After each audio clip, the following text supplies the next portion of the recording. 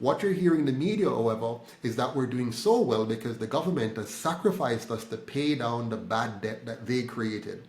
So they borrowed in our name, wasted the money, stole the money, and then sacrificed us to pay taxes to pay that off, and then tell us we're doing great because the IMF now says, wow, you're doing an amazing job. Look at that. You guys are really cool.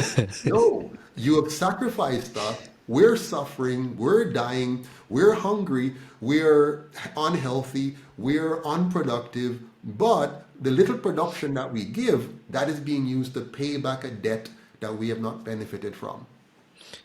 I'm very glad you mentioned the IMF, but I'll ask you a question about that later on. But you did say a lot about the government essentially not caring about the people enough. And I think we talk about infrastructure development and we almost neglect one of the most important resources, which is human resources. What are the plans for the UIC in terms of healthcare, education, just to bring the country to where it needs to be? The country is Sure. probably, to my opinion, the country is still living in 2001, especially when it comes to the tech Beyond that, aspect. Yeah, we're, exactly. we're, we're back in some communities. We're still in the 60s and 70s in some It's communities. embarrassing. Yeah. There's still many Jamaicans who have very poor quality, if any, bathroom facilities in their homes.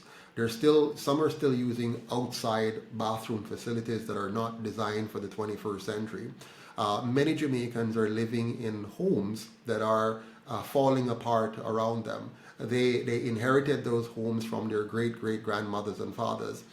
They can't fix the roofs, they can't fix the floors, they can't fix the windows. So they're just living on the edge. There's some literally living on the edges of hillside where their grandparents captured a piece of land many years ago, and they're still living in that house, which is teetering on the edge.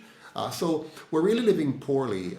But to your main question, which is, how do we address these things? Healthcare, education. Well, first Yeah. of all, first thing, you have to cut off the corruption because that pulls money away from these institutions into the pockets of politicians, and not just politicians, because you must understand this, and many Jamaicans don't yet fully understand it.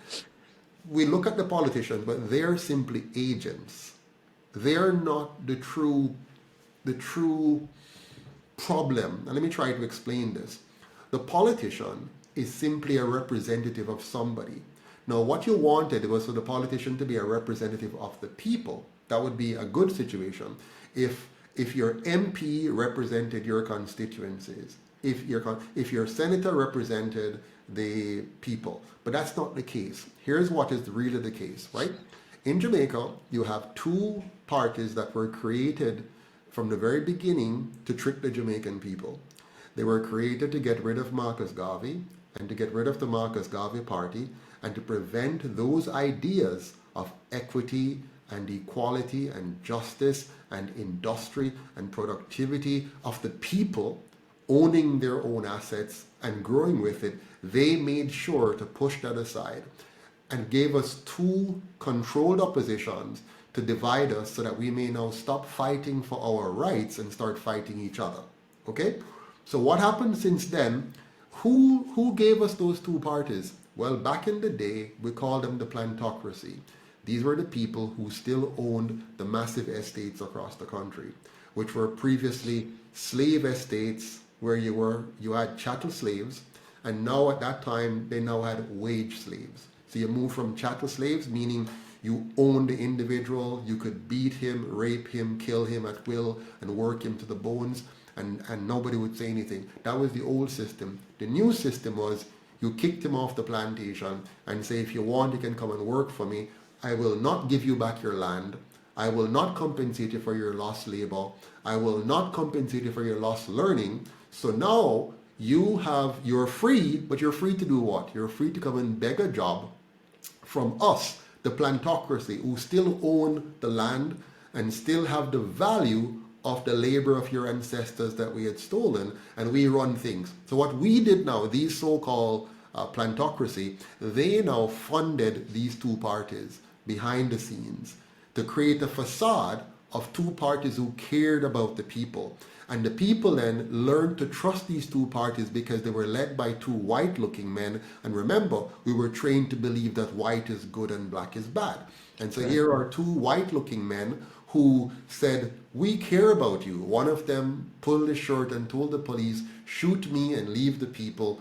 Of course, that was staged, and the people fall for it. The other one was a well-trained barrister from England who had learned the ways of his masters and came back to implement it. So together, they concocted a constitution that tells us that it's the Jamaican constitution, but really it's the British constitution, the British government, the British monarchy, their constitution about how we, their subjects, should live our lives. And so we have been following that to this point. Now we the people, because remember, back in 1962 when we got independence, more than 80% of the country could not read or write. So that means the people really had no say in the future of their governance. These two fake representatives of the people falsified and fraudulently imposed a constitution on these ignorant masses. Now, what happened after that? Since then, we, the people, accepted them as our representatives, not realizing that they actually represent the plantocracy, which today we call the PSOJ oligarchs, the private sector organization of Jamaica, where the biggest and richest companies come together, the most powerful people in Jamaica, the most dominant commercially rich families in Jamaica, and then they now say, okay, we will put these two people in front of them, green and orange, let them fight, give them some money to have all kind of campaigns and buying votes. But at the end of the day, it doesn't matter which one wins. We, the PSOJ oligarchs, the former plantocracy, will still be firmly in charge because all the laws, all the policies, all the regulations will be designed to protect our interests against the interest of the majority.